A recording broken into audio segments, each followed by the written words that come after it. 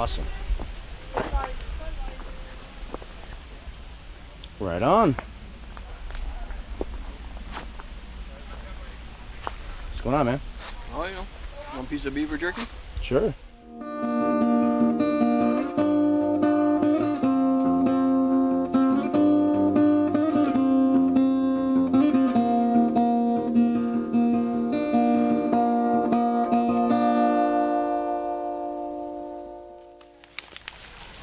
Thanks, man. No problem.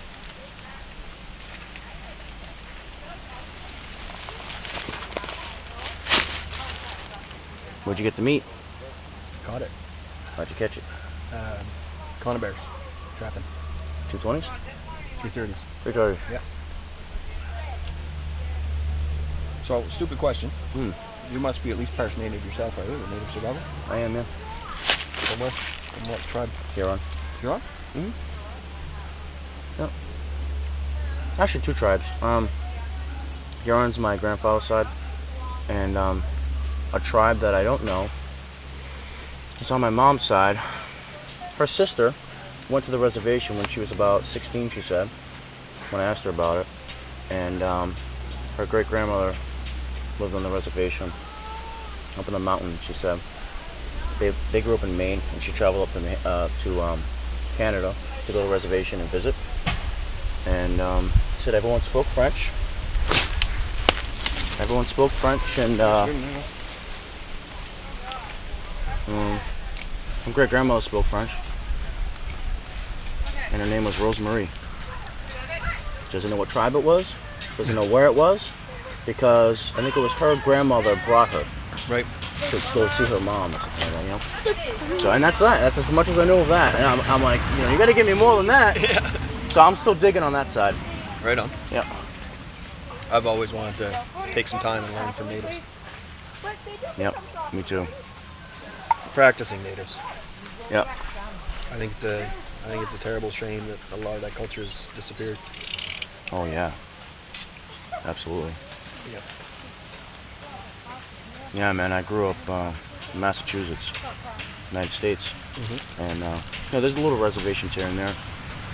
Wampanoags are in that area, the Narragansett, south of that. And yeah, I mean, I got some skills from my grandfather. I always saw him, you know, use a throw line to catch fish, things like that. I mean, it was still there. Using mud as medicine. It was interesting, for sure. Pull stingers out using mud. Oh yeah? No, it worked. I used to do it to my friends and myself because we used to mess with beehives. Right. And the best mud I ever found was underneath my dad's back porch. And when it dries, it constricts and it pulls out stingers. It's really easy. Wow. Yeah. Old school, man.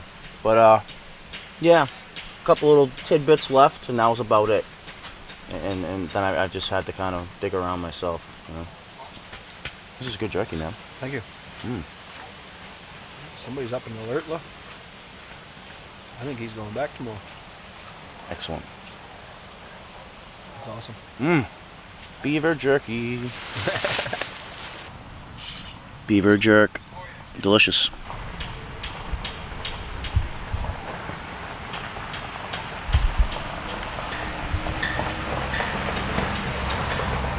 On the way here, he rescued a little friend.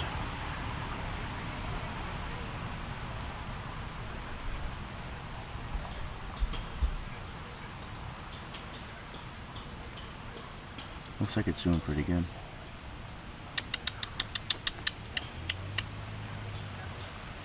It's alert. Yep. Yep. I think he wants to take a nap. So they're looking at me like, you know, I had to move my spot so I was further away because you're a stranger. I already got accustomed to you. Beautiful. Beautiful bird.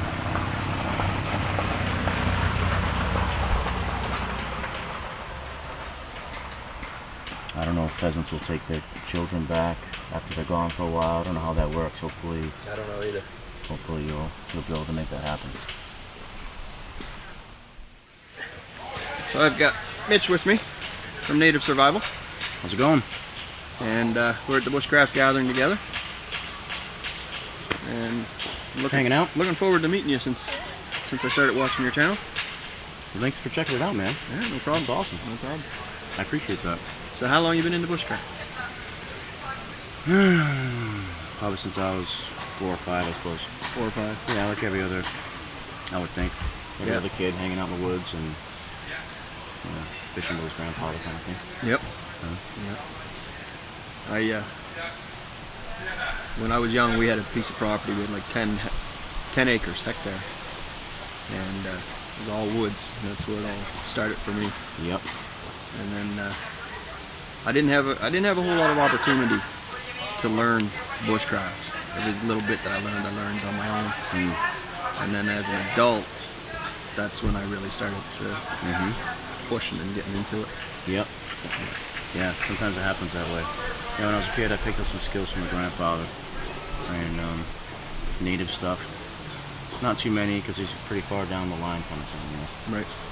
And I learned a lot from there. I really sowed the seeds. And then after he passed, I joined the Boy Scouts. I suppose now thinking back, I guess, to fill the gap. Right. I didn't realize, you know. And as time went on, started kind of pushing myself, and just went from there. I just needed more and more and more. The thing for me was, you know, I heard that people can make fiber ribbon sticks. Yeah. Yeah. And that was like the biggest dream for me, you know, guys. Fiber ribbon sticks. I had a similar experience. My grandfather taught me that you can make fire with quartz. Yep. And awesome. In one of my videos, you see me trying to make fire with quartz, and it's just rubbing quartz together. Because we made sparks as children. Yeah, She showed us that, right? Yeah, yeah. So we used to do that on the driveway and the road out front. Yeah. You throw quartz like really hard and it would smash and you just shower sparks. Yeah. We do that. That's fun. Yeah. So because the road would be made of little chunks of quartz and stuff. You know? Yeah. And Sometimes they hit each other. Yep. Totally. So I did a video trying it with just the quartz. I didn't think it was going to do it, but I did it in honor of my grandfather. Yep. But grandfathers are the best, man. Yeah. The old men, the Pepes of the world, the grandfathers, the papas, as mine was called. Yeah, man. They're the ones that know everything. Absolutely. And I always have this idea that regardless of what I know, how much I know, there's always somebody out there that knows more. Yeah. And then when you find that guy who knows the most, right? He's going to tell you that his grandfather could run circles around. Yeah. I've been lucky because I'm able to pass it on to my children, and my children have been learning it. So that makes it twice as much fun for me. And you know, I see you with your daughter, and she's learning it too, and I think that's fantastic. Yeah. Yeah, it's great. It's an honor to bestow such gifts to such a young person.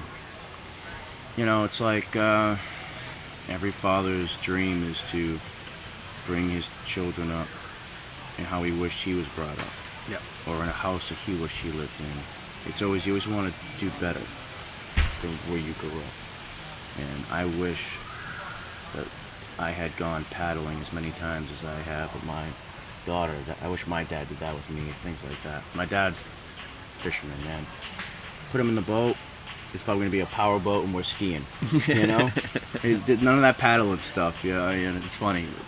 He'll sit there and he'll catch hornpout and eel at midnight. And the guy's a fisherman, he loves catching fish, and he loves finding a fish that's smart and loves outsmarting it. He loves finding out like when a fish runs towards him instead, trying to trick.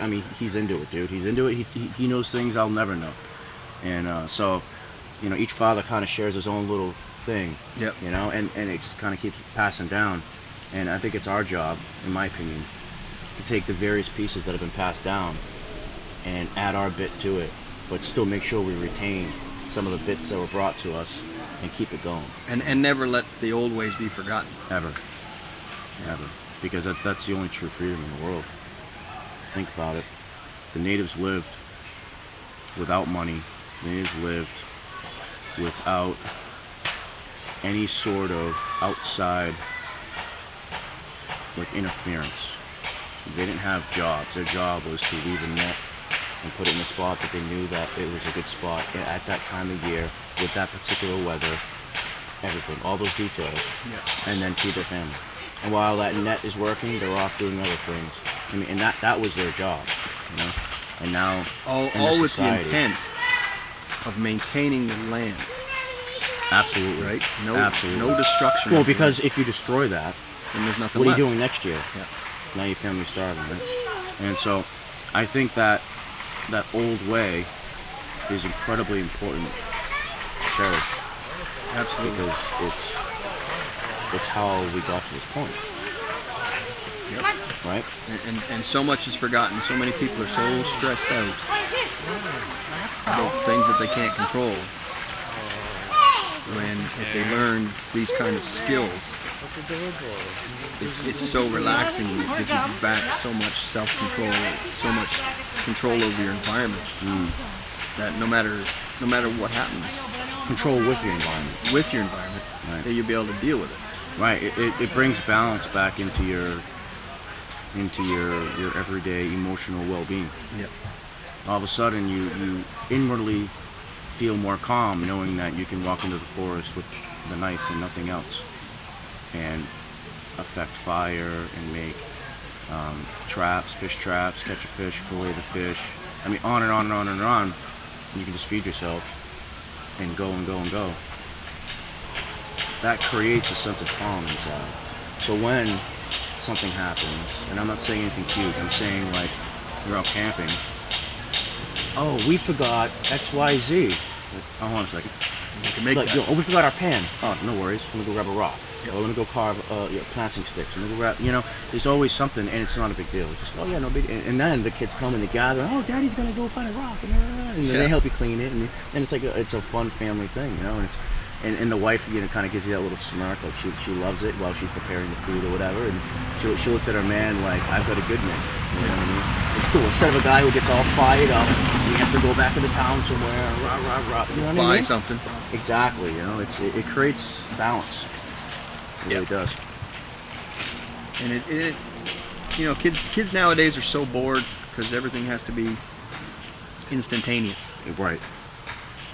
But you take the same kid and you teach him to make a spoon, or you teach him to make a fire, and all of a sudden he's now a confident kid. And you have people trying to manipulate them into doing something that they don't think they should. Now they have the confidence to say no and walk away. They have stability in their foundation. Yep. So they try to get persuaded to be pushed around and lean a certain way. They're not pushed as easy. Yeah, they're more resilient as individuals of character. Yep. Well, hey man, I really enjoyed this talk. Me too. Thank you very much. Yeah, no worries. It was great meeting you. Absolutely. Thanks for tracking me down in camp. And don't forget to check out Mitch's YouTube channel, Native Survival. And we'll see you next time. Appreciate it. Take care. Enjoy the outdoors.